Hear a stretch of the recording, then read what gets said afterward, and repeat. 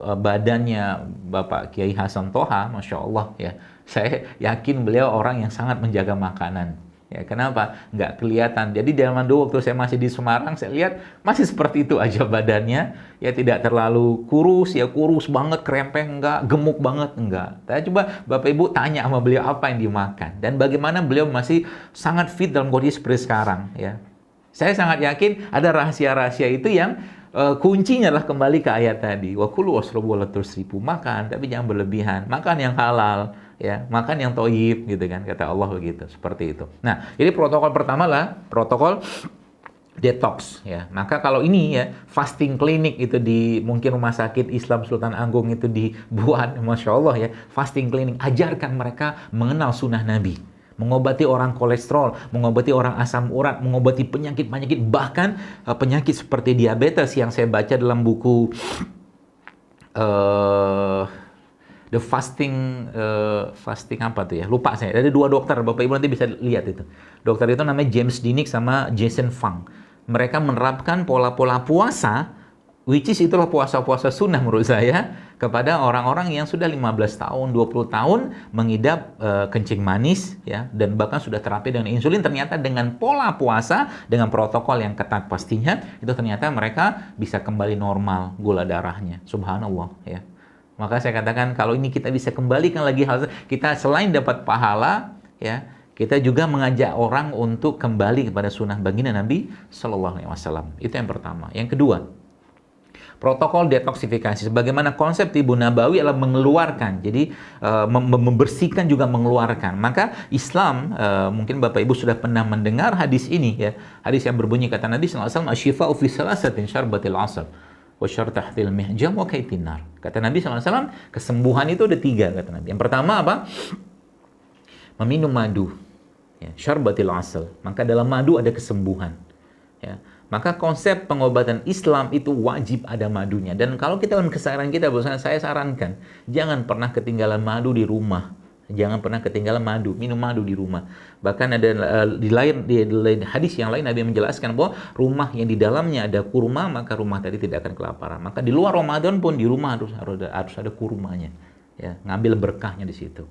Kemudian syarbatil asal kata Nabi, meminum madu. Ya. Jadi minum madu efeknya apa? Udah banyak penelitian, Bapak Ibu bisa baca deh, gitu kan? Ya, bisa baca. Tapi kan dia kudu rutin, gitu kan? Nggak cukup cuman sekedar sekali 2 kali minum, gitu kan? Makan gorengan sekali-sekali silakan, ya, nggak masalah. Bikin sakit nggak? Mungkin nggak bikin sakit, tapi ada juga orang yang gara-gara makan 1 kali 2 kali langsung badannya bereaksi. Tapi kalau saya katakan makan sayuran, buah-buahan sekali-sekali ya tidak akan membuat badan sehat. Artinya apa? Kebiasaan hidup sehat ini kita harus ciptakan.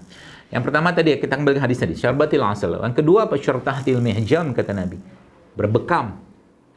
Coba pikir baik-baik. Mari kita renungkan baik-baik. Apa perenungannya, Bapak sekalian? Saat ini, kemarin kita sudah masuk ke tanggal 15 kemarin, ya, 15 Syawal, ya. Dari mulai Jumat, Sabtu, Ahad. Ada 13, 14, 15, kita disunnahkan baginda Nabi SAW yang itu disebutkan juga penelitian di California, sehingga saya ternyata puasa 3 kali sebulan, ya, itu menyebut, dalam penelitian tersebut disebutkan, itu bisa memperbaiki, apa itu namanya, imunitas atau kekebalan tubuh kita. Lalu Nabi mengajarkan lagi apa? di skip 1 hari pada tanggal 6. Ini kan 16 Syawal nih. Maka kata Nabi apa? Ada hadis lagi Nabi menyebutkan bahwa berbekam pada tanggal 17 atau 19 atau 21, maka itu akan menyembuhkan penyakit. Maka subhanallah sekalian, kalau protokol ini kita pakai, detoxnya dapat, ngebuang yang nggak baik yang dalam tubuh kita dengan berbekam atau hijama itu dapat. Itu protokol detoxnya, saya katakan. Ya, selain dapat pahala, kita juga dapat manfaat, ya. Karena Islam bicaranya fungsi manfaat itu aja. Ya, kalau nggak bermanfaat bagi tubuh, termasuk kalau kita makan jangan dimakan. Ngapain dimakan? Ya, kalau nggak bermanfaat, kalau cuma sekedar camil-camilan saja, misalkan kita mau makan, ya silakan. Tapi kalau lama-lama makan sesuatu yang nggak bermanfaat, ya subhanallah, tubuh kita juga akan, bahasa saya itu ngomel gitu kan.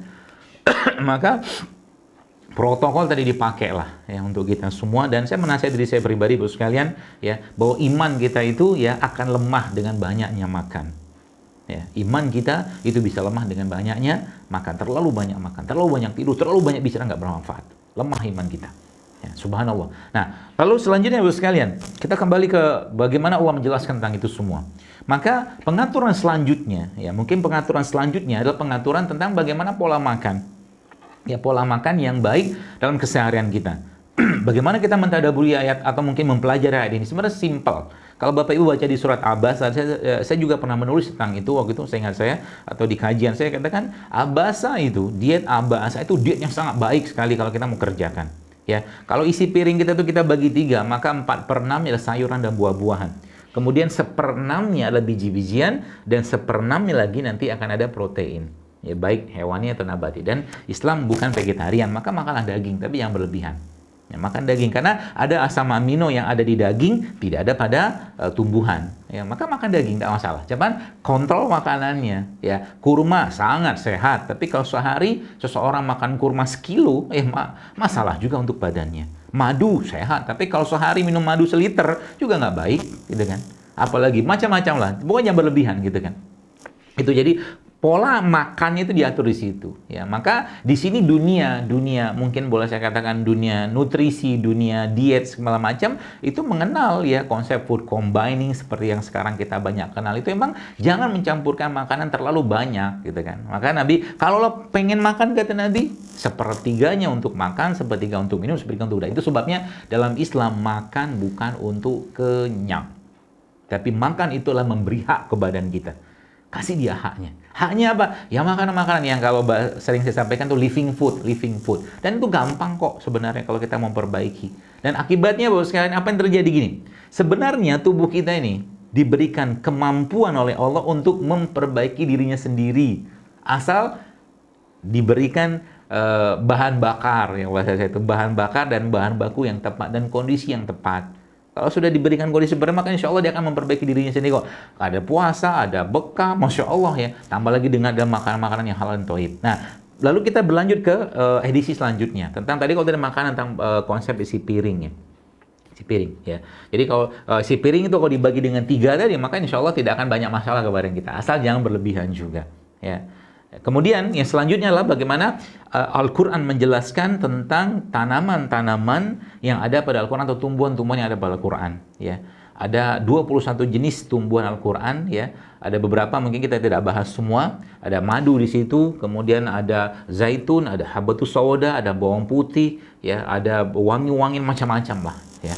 Nah, yang akan saya bahas hari ini, sekarang mungkin tidak banyak, tapi mudah-mudahan ini bisa memberikan semangat untuk kita menjaga badan ini. Kalau kembali ke konsep awal tadi tentang amanah yang disampaikan oleh Ustadz Hasan Toha tadi, ya maka berpikirlah. Kalau saya katakan, cobalah kita berpikir. Ketika Allah menciptakan kita dalam keadaan yang sempurna, maka berazamlah, berniatlah untuk mengembalikan titipan raga ini kepada Allah dalam keadaan yang baik pula. Jangan dizolimi. Seperti itu. Jangan terus-menerus badan ini dimasukin dengan makanan-makanan, minuman, segala macam yang nggak baik, sekalian.